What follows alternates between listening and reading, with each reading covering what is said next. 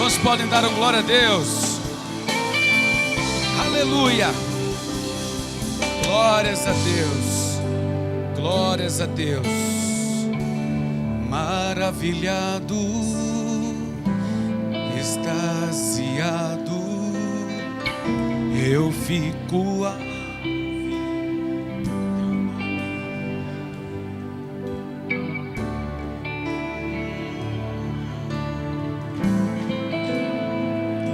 música, igreja. Misteriosa água viva, Santo, Santo, Santo, Deus Todo-Poderoso, que era e é e há de vir. Com a criação eu canto louvores ao Rei dos Reis. És tudo para mim e eu te adoro. Mais uma vez cantemos: Santo, Santo, Santo. Levante as suas mãos, faça isso para Ele. Renda-se a Ele, renda a sua vida a Ele. E com a criação eu canto louvores ao Rei dos Reis. Jesus, és tudo para mim e eu te... Mais uma vez, flua, deixa fluir suave. Santo, Santo, Santo, Deus Todo-Poderoso, que era e é e há de vir. Com a criação eu canto louvores ao Rei dos Reis. És tudo para mim. Levante as suas mãos, continue adorando ao Senhor. Levante a sua mão, levante a sua voz, em nome de Jesus. Veja-se, perceba-se na presença de Deus. E porque você abaixaria as suas mãos ou se calaria, estando na presença daquele que te amou, daquele que te libertou, daquele que te salvou? Aleluias. Em nome de Jesus, por um momento, louve ao nome do Senhor mais uma vez. Aproveite e louve mais uma vez. Louve mais uma vez. Diga que você o ama. Diga que você deseja conhecê-lo e prosseguir em conhecê-lo. Em nome de Jesus, aleluias. Abra o seu coração, peça para que Ele manifeste em sua vida a glória dEle. Jesus está aqui neste lugar. Ele passeia no meio da igreja. Ele está no meio da congregação. Ele preside esta cerimônia. Ele é digno de honra e de glória. Ele é o alfa e o ômega, o princípio e o fim de todas as coisas. Por Ele nós nos movemos, por Ele nós existimos, por Ele nós respiramos. Bendize, ó minha alma, ao Senhor, e tudo que há em mim bendiga o seu santo nome. Bendize, ó minha alma, ao Senhor, e não te esqueças de nenhum dos teus benefícios. Em nome de Jesus, meu irmão, receba da graça de Deus em sua vida, a presença de Deus na sua vida. Em nome de Jesus, a sua vida é um projeto de Deus. Ele peleja com aqueles que pelejam contra você. Ele peleja contra aquilo que se insurge contra você. Nenhuma arma forjada contra ti prosperará. Nenhuma seta que voa de dia, nem a mortandade que assola ao meio-dia.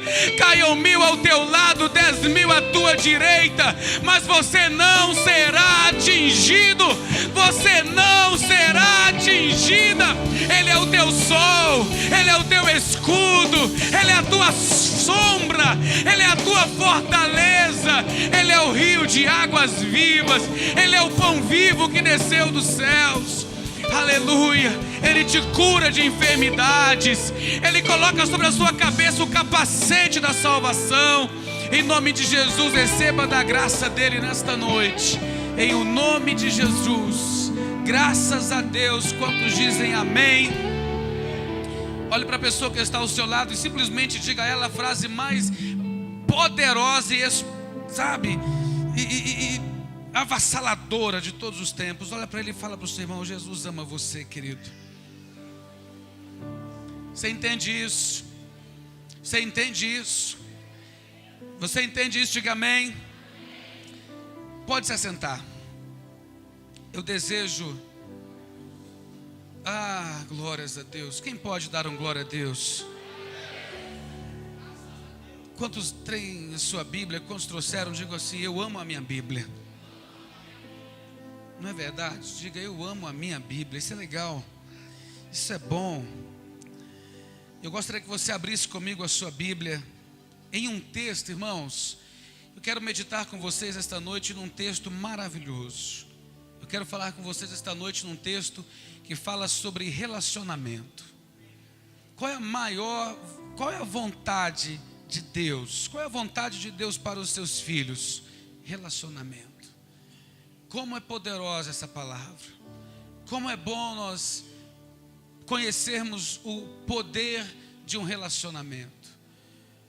Quando você tem um amigo, diz a Bíblia que quando alguém é resistido, sozinho ele pode até ser vencido, mas quando ele está com alguém ao seu lado, ele não será vencido facilmente. Se um grupo de pessoas se une num propósito, esse propósito será realizado. Se um grupo de pessoas se une em um propósito, esse propósito será realizado. Por exemplo, eu quero informar vocês que esta semana, quantos aqui gostam de saber que tem alguém orando pela sua vida? Quantos aqui gostam? Essa semana os pastores estarão jejuando pela sua vida. Os pastores estarão numa escala de jejum pela sua casa, pela sua família, pela sua vida. E eu tenho certeza que Deus vai iniciar novos processos na sua vida em nome de Jesus. Por que eu estou dizendo isso? Porque eu preciso? Claro, eu sou seu pastor, eu tenho prazer em te dizer isso. E até para que você saiba que você não está indo à guerra sozinho.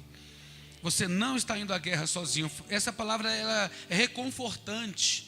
Ela é reconfortante. Eu gosto de receber palavras assim: pastor, estou orando pelo senhor, viu, pastor? Pastor, estou orando pela sua vida. Ótimo, como é maravilhoso ouvir isso. Não há demonstração maior de amor do que você orar por alguém. Eu gostaria que você olhasse a pessoa que está ao seu lado e dissesse para ela: você não vai à guerra sozinho, em nome de Jesus. É verdade. Alguém pode concordar com esta palavra? Como você recebe esta palavra? Então, irmãos, eu quero meditar em um texto com vocês que fala sobre relacionamento. E é engraçado que ele é uma perspectiva de relacionamento que Deus deseja nos ensinar. É um texto, talvez, um dos textos mais conhecidos e pregados. É um texto maravilhoso, é um texto lindo, é um texto conhecido por todos que estão aqui. É um texto declarado por outras confissões de fé, até outros credos usam esse texto. E é um texto que fala sobre relacionamento e filiação. A vontade de Deus é nos ensinar a caminhar com Ele. Olha aqui para mim. Quando nós nos encontramos num momento como este da palavra, eu aprendi isso desde tenra idade. Quando nós nos colocamos para receber uma palavra de Deus, Deus está falando conosco. É por isso que nós precisamos dedicar e devotar toda a nossa obediência e reverência para compreender e capturar aquilo que a palavra de Deus quer nos ensinar. Entenda que por mais que seja um homem que esteja pregando, é Deus quem está falando. E quando nós recebemos essa percepção, e é uma percepção que vem pela fé, falar isso com uma pessoa que tem resistências no coração por causa de algum tipo de amargura, é o mesmo que jogar pérolas aos porcos. Mas falar isso para alguém que deseja crescer em conhecimento e agradar o coração de Deus, ele recebe esta palavra com muita singeleza de coração. Então eu quero lhe afirmar a você nesta noite. Pode ser um pastor, uma pastora, sabe? Se subiu aqui em um nome do Senhor, não tenha dúvida alguma, Deus está falando. E é um texto tão lindo que eu gostaria que você abrisse correndo, ligeiro. Lucas, Evangelho segundo narrou Lucas, no capítulo 15. Eu acho que eu já preguei sobre Lucas essa semana, não foi? Eu tenho a impressão que eu falei sobre Lucas. Evangelho de Lucas no capítulo 15. Vocês que pediram tanto calor, o calor chegou, viu? Estou chateado com vocês, viu? Lucas capítulo 15. Por que esse texto é maravilhoso? Porque ele nos mostra o poder de um relacionamento em 3 perspectivas. São 3 prismas, 3 perspectivas para você entender-se e provocar um novo nível de relacionamento. Provocar um novo nível de relacionamento. Eu serei sucinto com esta palavra, porque ela é uma palavra dada a integralidade, a beleza do texto. Eu quero conseguir ministrar todo ele. Então eu preciso capturar a sua atenção, a fim de que o seu coração possa crescer na perspectiva do relacionamento. Lucas capítulo 15, verso 11. Nós sabemos que Lucas capítulo 15 são 3 parábolas. E no verso 11 a narrativa bíblica começa assim: e continuou. Quem está falando neste momento? Jesus. É Jesus quem está falando, e eu acho isso interessantíssimo. Eu posso criar um cenário? Cria um cenário. Jesus está falando, existe uma multidão ao lado dele. Os discípulos estão juntos. Existem diversas pessoas que querem receber dele. E existem outras pessoas que estão lá para julgá-lo, condená-lo e de certa forma avaliá-lo. Principalmente pelo motivo que o leva a dizer isso daqui. Mas vamos caminhar na palavra e você entenderá. Verso 11. E continuou Jesus: certo homem tinha 2 filhos. O mais novo deles disse ao pai: Pai, dá-me a parte dos bens que me cabe. E ele, o pai, lhes repartiu os haveres.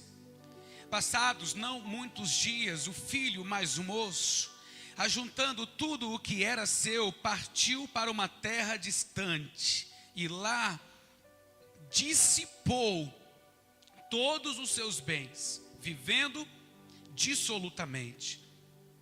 Depois de ter consumido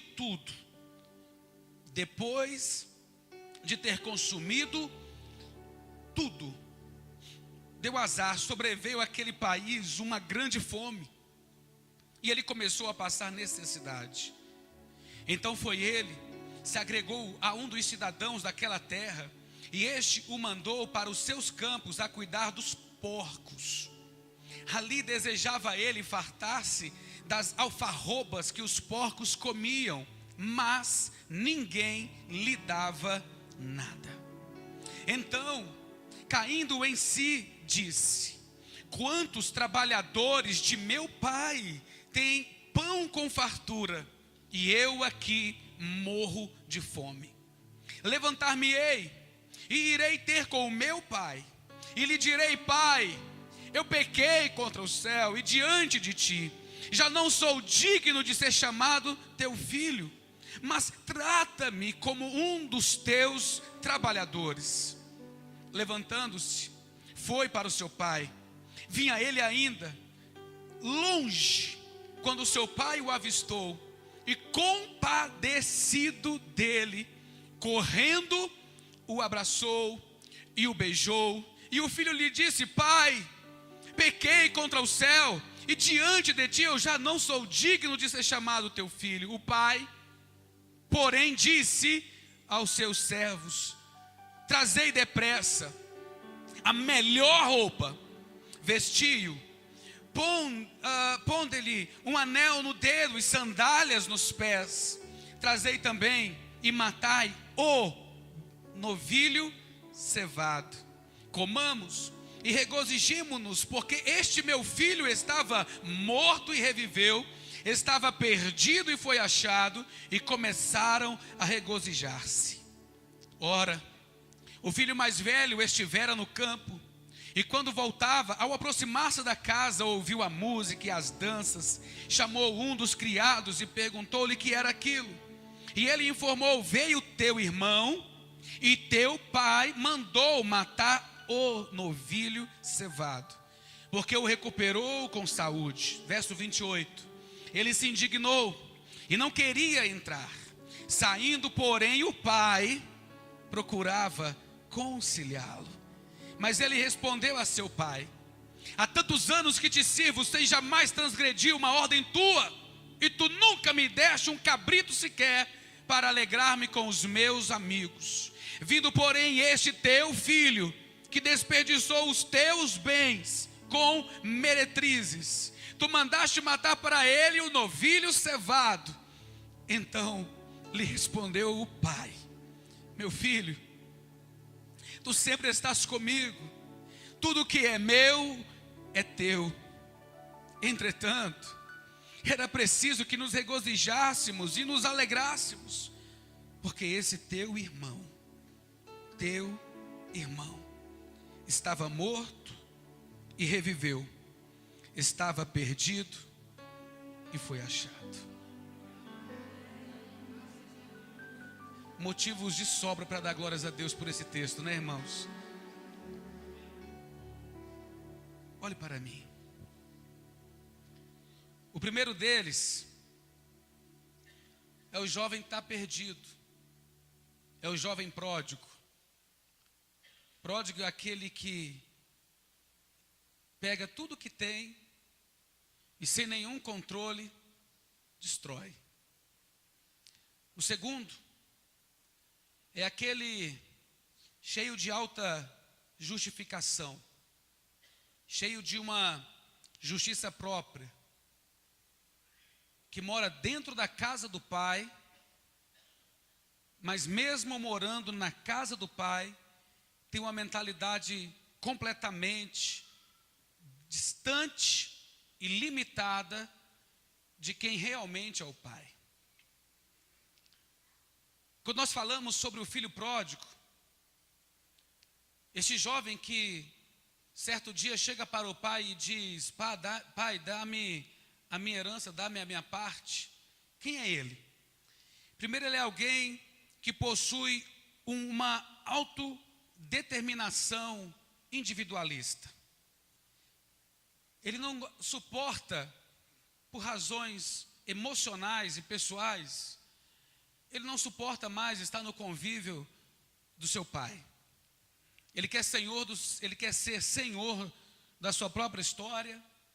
Ele acha que pode conduzir sozinho o seu destino. Ele quer cuidar da sua vida. Ele quer viver a sua vida sem que ninguém diga a ele o que ele tem que fazer ou como ele deve fazer. O filho pródigo é alguém que só pensa em si mesmo. Ele é um homem ensimesmado. O interesse alheio não tem nenhuma influência sobre a sua mente, sobre o seu coração. Ele entende que chegou um momento na sua vida e ele quer viver a sua própria vida. Vínculos, laços, para ele não tem valor, porque ele acredita que sozinho ele é mais feliz. Porque estando na casa do seu pai, por alguma espécie de engano, ele acredita que lá fora é melhor. Ele acredita que distante da comunhão e da segurança, do aconchego do seu pai, ele seria mais feliz. Em segundo lugar, a gente vê que ele está com o coração tão perdido, que ele quer manifestar agora, ele quer gerar a maior distância possível do seu pai. Olha que coisa, tinha toda a segurança, mas ele quer ir, não é para qualquer lugar. Ele não quer ir para um local vizinho, ele não quer ir para o centro da cidade. Diz a Bíblia que ele partiu para uma terra distante. Imagina que o eco da voz do pai o incomoda. Então, quanto mais distante do pai, para ele é melhor. Porque naquela dissolução, naqueles pensamentos e maquinações que estão no coração dele, quanto mais distante do pai ele estiver, é melhor para a sua consciência. Porque a sua consciência já foi afetada. A sua noção de pecado, de desvio, de ações pecaminosas, estão tão enraizadas dentro dele, que qualquer referência do pai vai incomodá-lo. É como se a luz acendesse toda vez que ele fizesse algo errado. Era como se ele ouvisse a voz do pai: filho, isso não está certo. Filho, isso não está certo. Cara, isso não está certo. O caminho não é esse. Então, para não ouvir a voz do pai e conquistar aquela pseudo-segurança, aquela falsa segurança, ele diz então que quer ir para longe. É o verso 13. Diz a Bíblia que, juntando todos os seus haveres, ele foi para uma terra longínqua. Em terceiro lugar, esse jovem pródigo é revelado ainda pela natureza do seu comportamento. Diz a Bíblia, olha aqui para o pastor, diz a Bíblia que esse jovem que tinha tudo na comunhão do pai, que esse jovem que vivia uma vida segura, queria descobrir um mundo que não precisava ser descoberto. Diga-se, ele queria descobrir um mundo que já era conhecido, pelo simples fato de existir. Mas ele quer viver uma vida sem controle, sem medida. Para ele não era amor, não eram vínculos, eram cabrestos. Então ele acha que agora é o dono do próprio nariz e ninguém vai dizer a ele o que ele faz. E a terceira coisa que nós vemos na vida deste jovem é que diz a Bíblia que ele viveu a sua vida dissolutamente. Imaginem que em tudo em matéria de prostituição, de gastança e de bebedeiras ele provou. E ele prova, quando o Senhor Jesus, o nosso Salvador, está falando acerca deste jovem que exemplifica-nos e que exemplifica a humanidade. Ele está falando que este jovem chegou ao fundo do poço. Ele foi para uma terra tão distante para não ouvir a voz do pai, e aproveitando disso, ele solta todas as rédeas. O que a Bíblia está dizendo que ele viveu de uma forma dissoluta, é que tudo que você pode imaginar ou não imaginar, ele fez. Ele provou de tudo, ele foi ao fundo do abismo. Ele achou que naquela segurança de amigos ao seu redor, de pessoas ao seu lado, ele estava vivendo e curtindo uma vida adoidado. Ele estava vivendo uma vida como ele sempre imaginou que a vida deveria ser, cheia de aventuras, cheia de realizações, quando na verdade ele não percebia que na verdade ele estava cada dia num buraco sem fundo, num buraco sem fim, e foi cavando, e foi cavando, e foi cavando, até que chegou o dia em que ele viu a real situação onde ele estava. A segunda história fala acerca deste filho irmão que nós vemos. Ele na verdade é a razão do capítulo 15 de Lucas, porque se você olhar comigo, leia comigo, se você olhar comigo o versículo 1 do capítulo 15, a Bíblia vai nos mostrar que a razão deste capítulo 15, a partir do verso 11, não é o pródigo, mas é o filho, mas o outro irmão, é o irmão do pródigo, é o segundo filho, porque ele tem uma mente, ainda que dentro da casa do pai, ele era tão desviado e tão perdido quanto o pródigo. Nós olhamos para o filho pródigo e vemos o quê? Alguém que está perdido, alguém que precisa ser salvo, alguém que está na contramão de Deus e vivendo uma vida cheia de pecados, portanto será condenado, portanto viverá uma vida limitada, porque quanto mais se distancia do pai, mais distante se distancia ou se coloca da própria vida. Mas o motivo deste capítulo e dessa narrativa de Jesus é o verso 1, olha só. Aproximavam-se de Jesus todos os publicanos e pecadores, para o ouvir, receber aquilo que ele estava dizendo. E murmuravam quem? Os fariseus e os publicanos. E diziam, este recebe pecadores e come com eles. A razão de Jesus trazer essa história é porque ele está cercado de pessoas religiosas, pessoas que têm um padrão de autojustiça, autojustificação tão correto, tão elevado, que eles achavam que por si só estavam salvos. E a narrativa bíblica vai nos ensinando que esse jovem, esse irmão do filho pródigo, em primeiro lugar, é alguém completamente sem senso de festa. Não tem alegria no coração dele. Imagina, ele não seguiu o seu irmão. Ele está na casa do pai, mas ele está na casa do pai sem vida. Ele está na casa do pai, mas sem desfrutar daquilo, da alegria e da festa que o pai promove.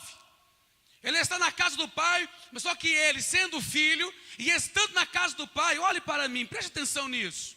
Ele está na igreja, ele está na casa do pai, mas está mais ou tão perdido ou mais que aquele que foi embora. Porque a mente dele é a mente de um escravo, não é a mente de um filho. É a mente de alguém que está completamente interrompido de alegria, de festa, de contentamento. Um aproveita uma cena, uma circunstância, vai embora. Ele acha que é feliz sem o pai. O outro, cheio de justiça própria, acha que é o cara. Ele acha que é bom, mas ele vive na casa do pai com uma mente completamente escravizada. Vive com uma síndrome de vira-lata. Ele acha que está na casa do pai. Ele vive na casa do pai, mas infelizmente a sua mente é a mente de um escravo, não tem alegria nenhuma na sua vida. Em segundo lugar, ele é cheio de alta justificação.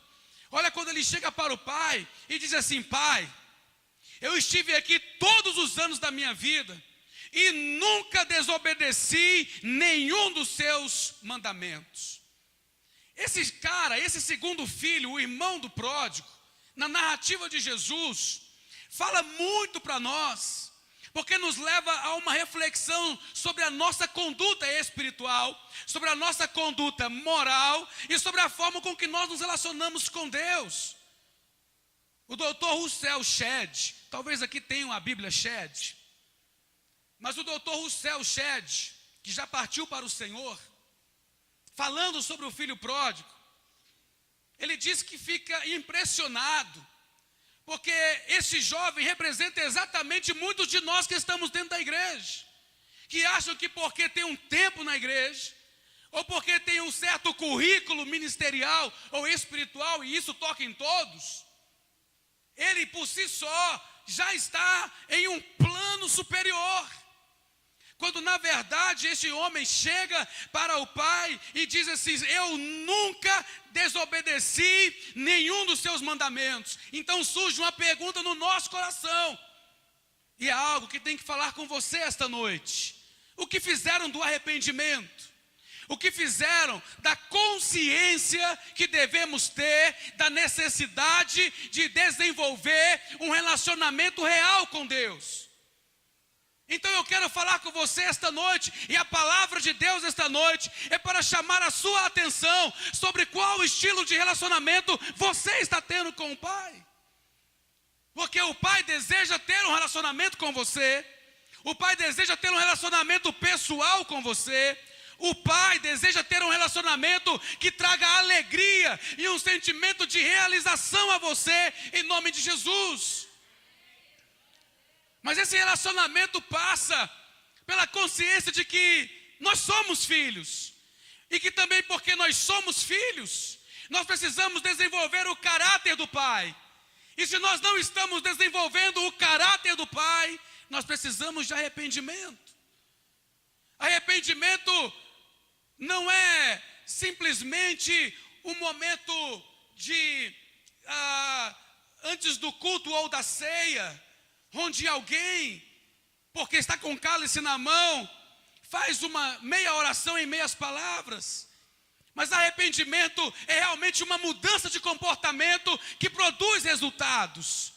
Porque quando nós falamos sobre vida espiritual, vida eterna e comunhão com Deus e relacionamento com Deus, nós não estamos falando sobre um nível de relacionamento mediano. Nós não estamos falando sobre algo simples, nós estamos falando sobre algo poderoso, que vai determinar o destino eterno de alguém. Nós estamos falando sobre algo que vai determinar o destino eterno de alguém. Então este jovem, este segundo filho, ele chega na presença do pai, tem a coragem de dizer: eu nunca quebrei um dos teus mandamentos. Ele tem um senso de autojustiça, irmãos, que sequer precisa de arrependimento. E Jesus está falando isso exatamente por causa dos fariseus e publicanos, que ao ouvirem que ele senta com pecadores e publicanos, levando estes pecadores e publicanos para um novo patamar de vida, eles se incomodam com aquilo, porque eles são os donos da religião. Eles são os donos daquilo que a Bíblia que eles liam, a Torá, declarava. Então eles achavam: nós não precisamos de ninguém ingerindo em nossa história, nós não precisamos de ninguém se intrometendo no nosso estilo de vida. Eles achavam: nós já estamos prontos e estamos no centro da vontade de Deus. Então o Shed vai perguntar: onde está então o arrependimento e a mudança de atitude? Olha aqui para mim.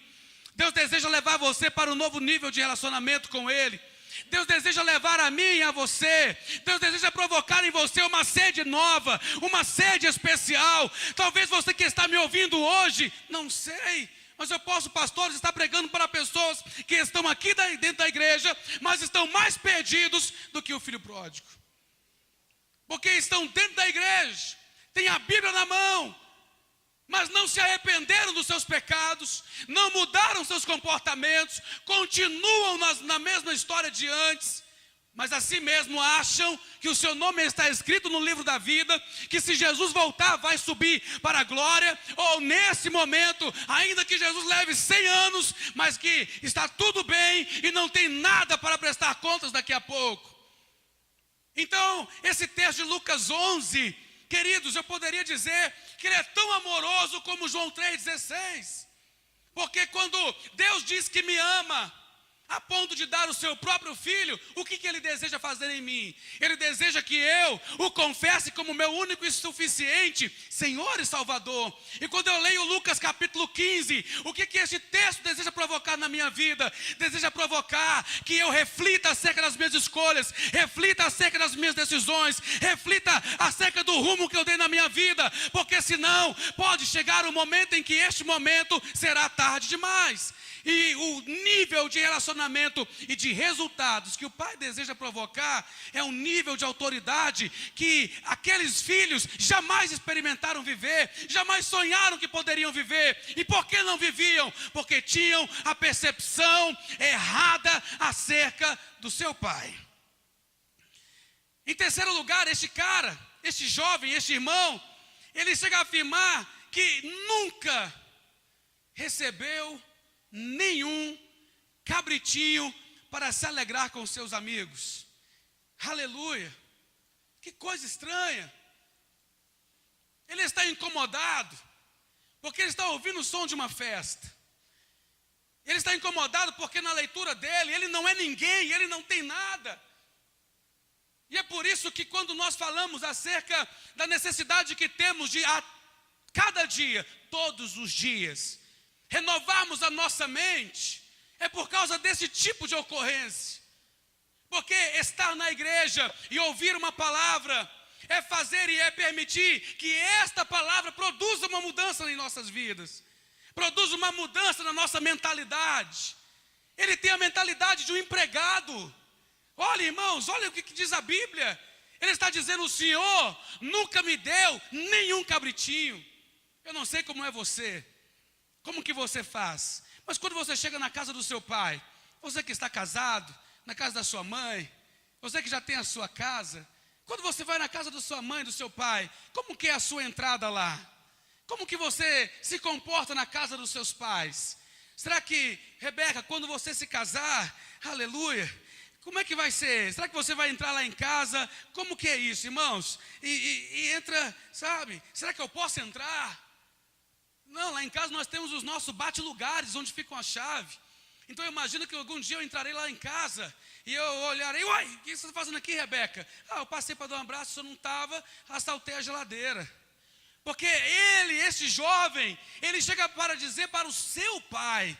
E essa é uma reflexão simples, é muito simples. E é por isso que nós tropeçamos. Porque é justamente nessa simplicidade que nós nos privamos de conhecer quem é o Pai. E ele diz: o Senhor não me deu nunca nenhum carneiro, nenhum cabritinho. Olha que mentalidade. Fala para a pessoa do seu lado: você precisa ter a mentalidade do herdeiro. Em quarto lugar, esse jovem, ele morava dentro da casa do pai. Fale comigo, na casa do pai. Olha só, ele conhecia tudo acerca do pai. Ele tinha autoridade sobre os empregados do pai. Não é à toa que ele chega e diz, chama um dos empregados com autoridade e diz: o que está acontecendo? O que houve? O que está acontecendo aí?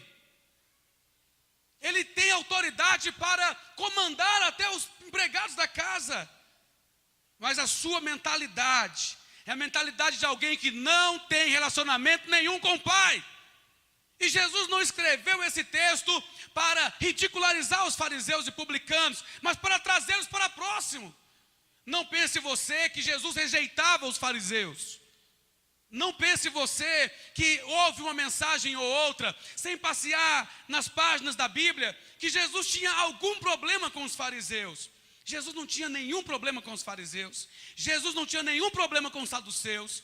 Jesus não tinha nenhum problema com os publicanos. Pelo contrário, salvou muitos deles. Muitos deles seguiam a Jesus. O plano de Deus, o plano de Cristo, jamais foi afastá-los, foi avizinhá-los, foi trazer para perto. Mas para isso é necessário abrir os olhos do coração. Não se vive relacionamento com Deus baseado em terror. Não se vive relacionamento com Deus baseado em medo. Não se vive relacionamento com Deus com medo do inferno. Não se vive relacionamento com Deus com medo de um ladrão, de um assalto, de uma bala perdida. Não se vive relacionamento com Deus com receio de onde passará a eternidade. Relacionamento com Deus é algo alegre, prazeroso, é uma manifestação, é uma segurança, é uma proteção. Quantos aqui têm seus pais? Quantos aqui lembram-se da comunhão da sua família? Quantos aqui têm os seus filhos ali debaixo do seu aconchego? E me diz qual é a sensação deles ao chegar perto de nós como pais. Ontem estava numa conversa simples, rápida, ontem, sábado, sexta, estava numa conversa simples e rápida com meu filho Israel. E daqui a pouco a pastora vai, X9, foi lá me entregar para o Israel, porque eu conversei com ele, tivemos um momento. Aí ele vai lá para o quarto dele, que fica nos fundos lá de casa. Tem uma areazinha churrasqueira e um quartozinho lá que ele escolheu para si, é o quartinho dele. Ela foi correndo lá: Israel, seu pai está chorando. Foi me entregar, sabe, irmãos? Por quê? Porque é prazeroso tê-los. É prazeroso ter, filho, você pode não imaginar, mas como seus pais amam a sua presença, amam a sua visita, amam o seu abraço. Sim, ainda que seu pai more longe, como seu pai ama um abraço seu, como a sua mãe ama o seu cuidado. Esse cara, esse filho, esse jovem, e olha, quem está dizendo disso é Deus, desejando provocar nos homens uma nova percepção. Fala comigo, nova percepção. Ele quer provocar uma nova percepção do relacionamento.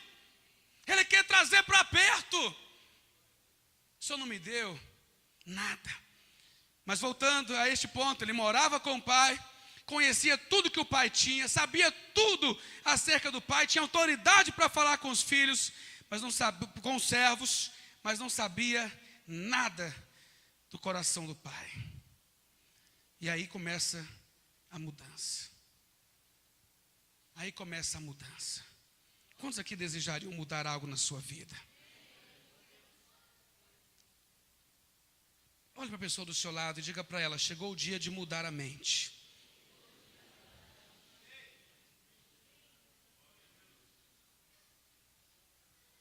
Por que Jesus falou esse texto? Por que Jesus declarou esta palavra? Porque Ele deseja provocar um relacionamento com você. Eu nunca vi ninguém que tenha provado de uma mudança na sua vida. Olha aqui para o pastor. Nunca vi ninguém que mudou em alguma área da sua vida, após viver a nova fase, dizer que foi fácil. Nunca vi. Nunca vi alguém mudar melhorar algo na sua vida, seja mental, comportamental, emocional. Nunca vi, irmãos. Me mostre se você conhece alguém que mudou de vida e diz assim, ó, foi beleza, foi batuta, foi fácil. Não é, irmãos. Toda mudança tem um preço, porque tem valor. Toda mudança tem um sacrifício. Então Deus está dizendo nesse texto que Ele ama profundamente os seus filhos. Mas no dia que aquele filho disse assim, vou embora. Eu não li no texto, você não leu, você não viu isso. O pai dizendo, você tem certeza, filho? Essa decisão foi reflexo de distanciamentos paulatinos. Vai se distanciando aos poucos, até que chega o momento da ruptura. Mas o pai não quer isso, o pai quer relacionamento com os filhos. O pai quer mostrar aos filhos que ele os ama e que o coração dele, pai, é deles, filhos. Mas a mudança, a da percepção, vem com sacrifício. E agora eu entro num momento desafiador a você que me ouve. Se você deseja mudar algo na sua vida, eu lhe afirmo, é possível, mas tem um preço. Se você deseja realmente desfrutar da alegria de um filho, é possível, tem um preço. O relacionamento com o pai tem um preço, porque não é do seu jeito. Por mais, irmãos, que nós percebamos hoje um certo liberalismo, mas não é, algumas coisas elas não combinam com a ortodoxia cristã, não combinam com a prática cristã, não combinam e nunca vão combinar. Uma coisa é o sal da terra, outra coisa é a terra. Uma coisa é a luz do mundo e outra coisa é o mundo, que precisa ser iluminado. Eles não são a mesma coisa. E Jesus disse que nós somos o sal, e Jesus disse que nós somos a luz. E esse é o processo. E esse processo deve ser buscado e desenvolvido. O pai deseja uma mudança na mentalidade dos seus filhos. Mudar é vencer na fase atual e passar para uma nova fase. Deus tem uma nova fase para você. Talvez reflita comigo. Esse filho pródigo, ele começa a perder coisas quando? Quando que ele começa a perder? Alguém pode me responder? Alguém ousaria responder? Quando que ele começa a perder, Adeilson? Quando? Quando ele se distancia do pai. Quando se distancia do coração do pai, as perdas começam a se acumular. Porque ele se distancia daquela referência, do padrão. E o outro, porque ele estava dentro da casa, mas estava tão distante contra o outro. Porque ele estava perto geograficamente, mas o coração estava longe. A mudança desses homens começa, primeiramente no filho, quando ele encontra o real significado do mundo. Ele conheceu que o mundo não é salvador. Ele perdeu tudo, veio a fome. Ele foi cuidar de porcos, o que para o judeu era uma afronta pessoal. Ele viveu uma vida desgraçada. Ele conhece a derrota de perto. Ele conhece a luta e a tribulação de perto. Ele foi sugado, tudo o que tinha foi sugado pelo mundo. Mas ele entendeu que só quem conhece o pai permanece. Só quem tem relacionamento com o pai permanece.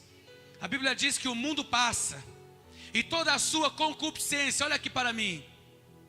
O mundo passa e toda a sua concupiscência, mas aquele que faz a vontade do Pai permanece para sempre. Você quer permanecer com a sua família estável? Você quer permanecer com a sua família abençoada? Você deseja permanecer com a sua vida em uma crescente de vitória? Permaneça junto do Pai. O desafio é não se afastar do Pai, porque a tentação é essa, irmão. A tentação é você distanciar do Pai. A tentação é você olhar pelo que você não tem e se distanciar do Pai. A tentação é você imaginar que fora do Pai existe uma vida, sendo que não há vida. A segunda, o encontro que ele teve, primeiro foi com o real significado do mundo. O segundo foi consigo mesmo. Diz a Bíblia, caindo em si. Essa, queridos, é uma palavra poderosa, uma frase maravilhosa. Caindo em si, tendo a revelação, o entendimento. Fora do Pai, fora do relacionamento, fora do escopo, fora da esfera de atuação do Pai, eu morro. Eu simplesmente morro. E ele racionaliza a coisa e diz: o que eu estou fazendo da minha vida? Quantos estão comigo até aqui? Digam amém. Eu gostaria que você fizesse essa pergunta assim. Olha a pergunta dele: caindo em si. Em outras palavras, o que eu estou fazendo da minha vida? Por que eu estou aqui longe do Pai, vivendo a vida que estou vivendo, sendo que lá até os empregados do meu pai têm abundância de pão? Na casa do Pai tem abundância de pão. Na casa do Pai tem alegria. Na casa do Pai tem alegria. E eu quero falar com você, irmão, olha aqui. Deixa a alegria de Deus fluir no seu coração quando você estiver dentro da igreja. O salmista declarou certa vez: será que ele mentiu, ou se enganou, ou nos enganou? Alegrei-me quando me disseram: vamos à casa do Senhor. Alegrei-me quando me disseram. Ei, como é que anda o seu coração quando você vem para a casa do Senhor? Qual é a sua disposição? O salmista diz: alegrei-me quando me disseram. Na presença do Pai tem alegria. É o milagre da transformação da mente. Caindo em si. Mudar é difícil. Imagina ele lá, ia dar comida para um porco, para um judeu. Para nós ocidentais, você já pensa naquele assado, né? Para um judeu, tocar em um porco era uma coisa abominável. Imagina ele olhar o que o porco comia e dizer: eu não tenho isso. Era difícil ele sair daí por causa da vergonha. A vergonha que ele sentia por ter feito tudo. Mas ele se permite. E o terceiro encontro que esse jovem teve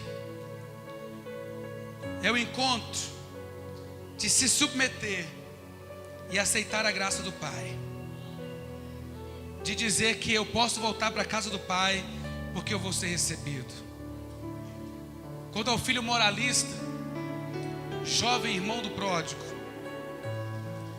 ele teve a descoberta de que o irmão que ele odeia é justamente a ponte de restauração dos seus vínculos familiares, de resgatar a unidade dentro da sua casa, que talvez represente inclusive aquele irmão que ele odeia, é justamente a porta do céu para ele. Ele alimenta sentimentos, ele odeia o fato de ter uma festa dentro de casa, mas ele vai ter que se encontrar com seus pais. Ele descobre também que o pai não é patrão, de que o pai ama. E ele entende então o poder de Mateus 11:28. Vinde a mim, todos vós que estáis cansados, sobrecarregados, e eu vou aliviar o peso e o fardo de vocês. Em terceiro lugar, ele percebe que descobre que ele tem uma herança.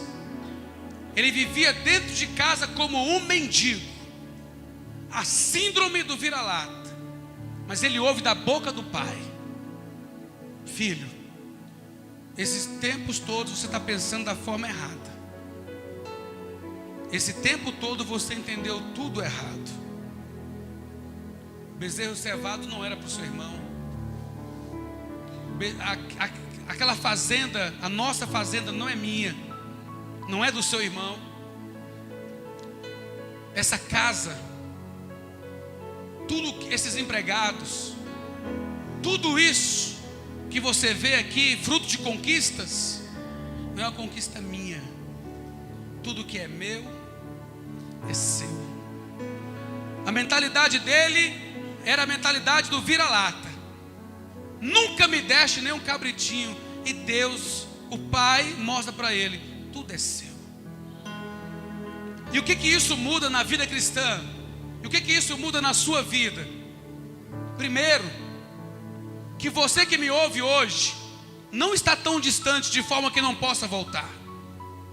Que você que mudou no seu comportamento, mentalidade e ações, não precisa continuar alimentando isso e se distanciando, porque isso vai ser um laço para você, vai matar a sua fé.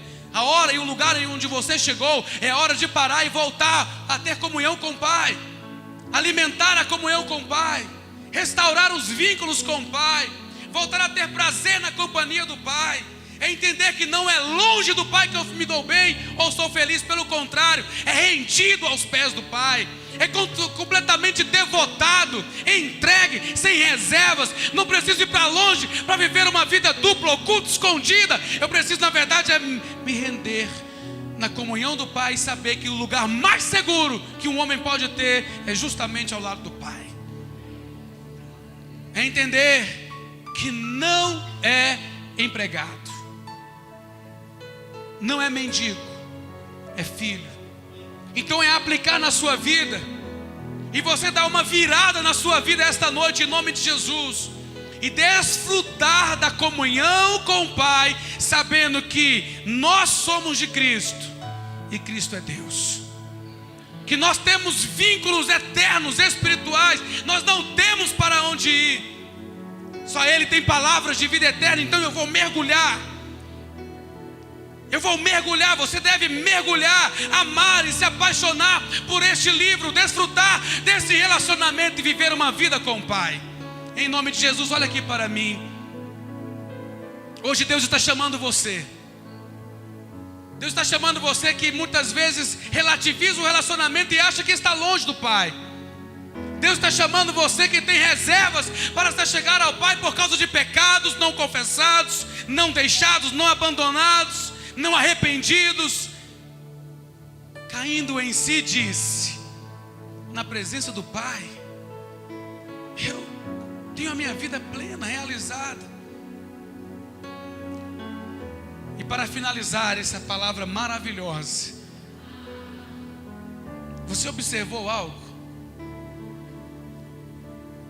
Quando o jovem estava voltando, o pai já estava na janela, já estava esperando. Você notou que o filho disse, ele preparou o discurso? Quantos notaram isso? Ele preparou um discurso longo. Quando ele começa a dizer, antes que ele materialize o comportamento do outro irmão, qual era o comportamento do outro irmão? Eu sou mais um empregado. Eu sou mais um empregado. Notem, o pai permitiu o filho dizer: pai, eu pequei contra o céu e diante de ti. Mas antes que ele diga, trate-me como um dos teus empregados, o pai interrompe e diz: não, você não será tratado, você não vai pensar como pensa o seu irmão. Este é outro problema que eu vou resolver. Você é filho. Diz a Bíblia que ele me chega com cheiro de porcos. Ele chega com cheiro de porcos. O pai o abraça e o beija. A iniciativa paterna é linda. Ele corre ao encontro, ele beija o seu filho. Ele está dizendo: meu filho estava morto e reviveu, estava perdido e foi achado, e dos meus braços não sai nunca mais. Mas não para por aí. Olha o pai novamente. Olha o pai novamente. Alguém ficou sabendo que o irmão não queria entrar em casa. O que a Bíblia fala que o pai fez? Novamente, o pai sai da festa. Tem uma festa acontecendo. E ele vai lá. Você pode imaginar essa cena comigo? Ele chega na varanda, senta e fala assim: senta aqui. Você pode imaginar essa cena comigo? Sento não, pai. Meu filho, senta aqui. O que está acontecendo? Esse cara gastou tudo, ele acabou com tudo, ele não merece. Não merece. O Senhor matou o bezerro cevado para ele. Ele não merece. E aí começa o pai: filho, deixa eu te falar uma coisa. seu problema, a raiz de tudo isso é porque você esqueceu quem você é. As suas orações são mais orações de pedidos de perdão por pecados do que o desfruto de um relacionamento comigo. Você ficou com medo de mim. Você gerou, ao invés de amor, você foi medo. Está na hora da gente rever isso. Está na hora de você entender que tudo que tem aqui dentro sempre foi e sempre será seu. A palavra que Deus está dizendo ao seu coração nesta noite é que não importa onde você está, Ele vai promover você para um novo nível de relacionamento, se você desejar isto esta noite. O pai não quer um relacionamento raso com seus filhos. Relacionamentos rasos sempre vai gerar, sabe, aquela coisa assim: será que ela está pensando? Será que eu posso me aproximar? Será que ela está bem hoje? Será que eu posso? Imagina, isso é desconhecer a outra parte. O relacionamento que Deus deseja ter conosco é o relacionamento que nos move. Chegar, abraçar e simplesmente viver o relacionamento. Qual é a minha oração como pastor esta noite? Que você saia daqui sabendo de algo. Olhe para mim. Talvez eu esteja falando para alguém que está andando na contramão de Deus. Não ora mais. Não ora. A oração é quando está saindo com o carro, faz o terço. Não tenho problema nenhum com o sinal da cruz, nunca tive. Mas faz o sinal da cruz e vai embora do tipo: já orei. Não ora mais. Não ora. Estou falando para pessoas aqui dentro que não oram mais. Bíblia. O óculos perdido há um ano está lá dentro. Não lê mais a Bíblia. Não lê mais os evangelhos. Não lê João, não lê Salmos. Não lê mais a Bíblia. Ele é crente, completamente desviado, mas é crente. Até vem à igreja aos domingos. É crente. Não tem prazer na comunhão, não tem prazer no louvor. O louvor sempre é barulhento demais. Ou o louvor, essa música não gosto. Ou esta música etc. Mas por quê? O problema não é o louvor, não é a música e nem o som. O problema é que o coração está se distanciando. E qual é o apelo de Deus? Volta. Volta, porque ninguém está longe o suficiente que não possa voltar. Aquele jovem foi para uma terra tão distante. Meus professores de inglês, far, far away. Foi tão longe. Mas quando ele disse: eu vou voltar, ele simplesmente voltou. Sabe por quê? Porque não tem demônio, não tem diabo, não tem Satanás, não tem Lúcifer, não tem exército das trevas, potestade do ar, que detém uma pessoa quando ela abre a boca e diz: Pai. Oh, é verdade o que eu estou dizendo a você. Quando alguém levanta a mão assim, o Wallace diz: Pai, Pai, Pai, Pai. Irmãos, cadeias quebram, correntes quebram, sabe, demônios começam a, sabe, boliche, começam a cair, o caminho é aberto. Sabe o que Deus deseja fazer conosco esta noite?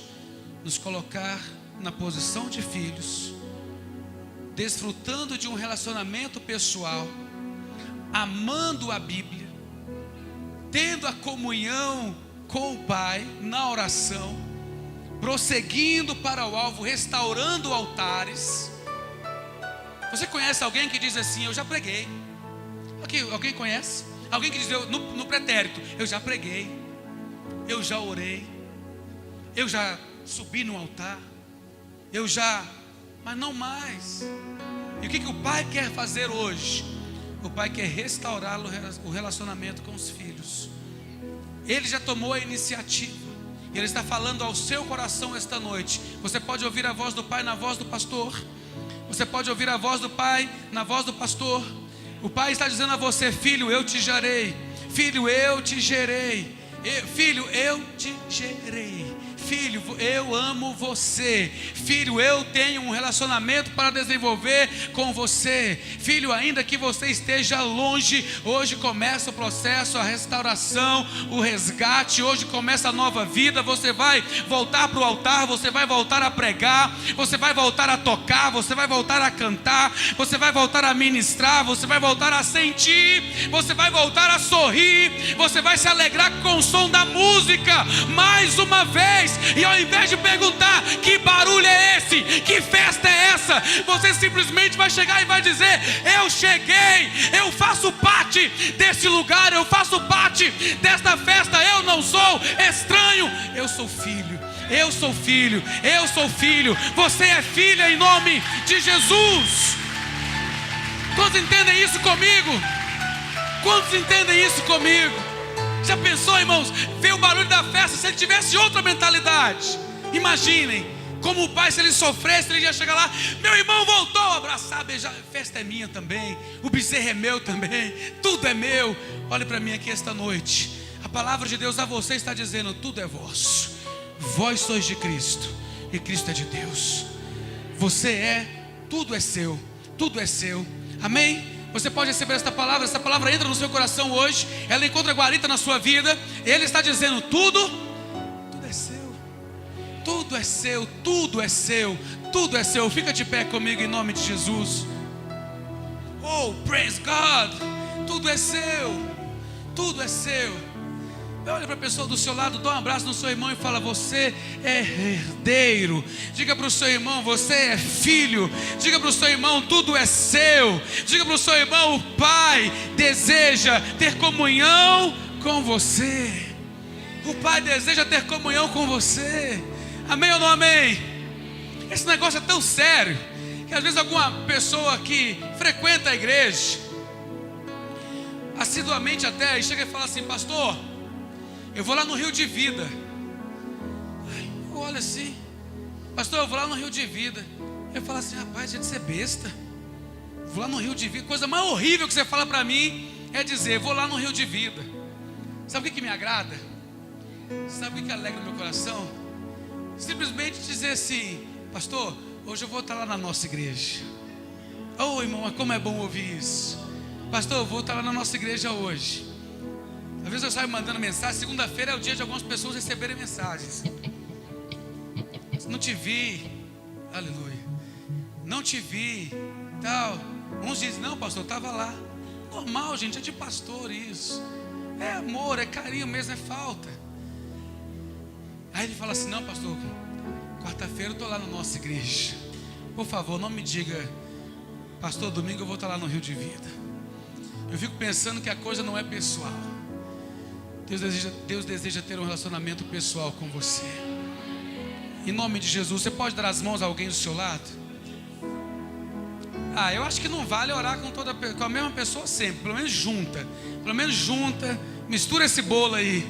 Tem como? Junta os corredores aí. Tem um amigão ali sozinho, vai dar as mãos agora a alguém. Legal. Vamos fechar os corredores? Dá para fechar? Não dá para fechar tudo, desse então estica. Mas estica em algum lugar aí. Em nome de Jesus. Marcelo já está orando forte ali, ó. É isso aí. O Pai deseja ter relacionamento com você. Olha aqui para o pastor. Volta. Ei, olha aqui para mim. Aqui à minha esquerda. Volta. Você que está me ouvindo aqui no centro. Aqui, ó. Pastores. Essa fileira aqui está mais bonita hoje do que essa. Aleluia. Volta, irmão. Volta que aqui tem lugar para você. É bom ouvir isso? Deixa eu te falar. Volta, aqui tem lugar para você. Ei, você aí atrás. Ei, aqui à minha direita. Volta, aqui tem lugar para você. Está sozinho não. Você não está sozinho não. Você não vai sozinho à guerra essa semana não. Você tem igreja. Quem tem igreja é porque está na comunhão. Quem tem igreja tem escudo. Quem tem igreja tem escudo. Você não vai entrar sozinho essa semana não. seu casamento está sendo bombardeado, pode ter certeza que nós vamos levantar uma artilharia antiaérea em nome de Jesus. E antes que o míssil estoure próximo da sua casa, nós já vamos detoná-lo em nome de Jesus. Porque relacionamento é isso. É por isso que é bom estar no relacionamento. É por isso que é bom estar na casa do Pai. Na casa do Pai você não vai ficar só. Na casa do Pai você vai vencer com a gente. Você vai ter suas lutas, mas nós vamos lutar junto. E você vai dizer: vencemos. Vencemos em nome de Jesus. E nós vamos perguntar para você: e aí, como é que você está? Você dirá: vencemos. Essa semana, essa palavra muda tudo na sua vida. Você tem relacionamento. Casa do Pai é relacionamento. Casa do Pai é proteção, é festa, é alegria, é alarido, é voz de júbilo, é voz de triunfo, o som, a vida flui, a vida acontece. Você não está só não, irmão. Você não está só. Eu queria que você levantasse a mão dessa pessoa que está ao seu lado e tivesse uma palavra de oração pelo seu irmão, a ponto de dizer: Deus, que o meu irmão hoje seja restaurado no relacionamento. Meu irmão hoje vai passar de fase. Meu irmão hoje vai passar de fase, vai se alegrar mais uma vez, vai se alegrar de novo, vai ter uma nova vida, uma nova perspectiva. Em nome de Jesus eu oro por você que entrou aqui querendo romper o relacionamento. Esta palavra veio dizer para você, em nome de Jesus, que você tem que romper com aquilo que quer fazer você romper. Você vai romper com aquilo que quer obscurecer a sua visão. O mundo não tem nada para te oferecer. Do mundo você já veio. Do mundo Deus já te tirou. Em nome de Jesus, na igreja, na casa do Pai, na comunhão dos irmãos, na oração e no louvor, a vida flui, a vida acontece, a mente é aberta, renovada, os olhos são esclarecidos. E hoje eu declaro a você, com todo o amor do Pai, em nome de Jesus, na casa do Pai tem abundância de pão. Você não é empregado, você não é trabalhador, você é filho herdeiro. O bezerro cevado é seu, o irmão é seu, o Pai é seu, a alegria é sua, a comunhão é sua. Volta para a estrada, volta para a comunhão, volta em nome de Jesus. Vamos viver juntos, lutar juntos, batalhar juntos, perseverar no caminho, em nome de Jesus. O meu Deus está te restaurando hoje.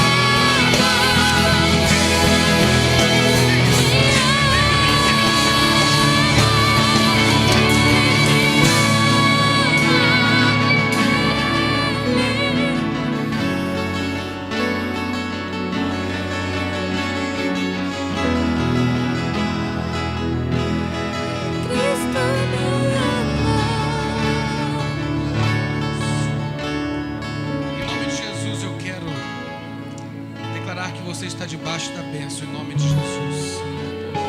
A bênção do Senhor te alcançou esta noite. A bênção do Senhor já te alcançou esta noite. A bênção do Senhor já te alcançou esta noite, em nome de Jesus.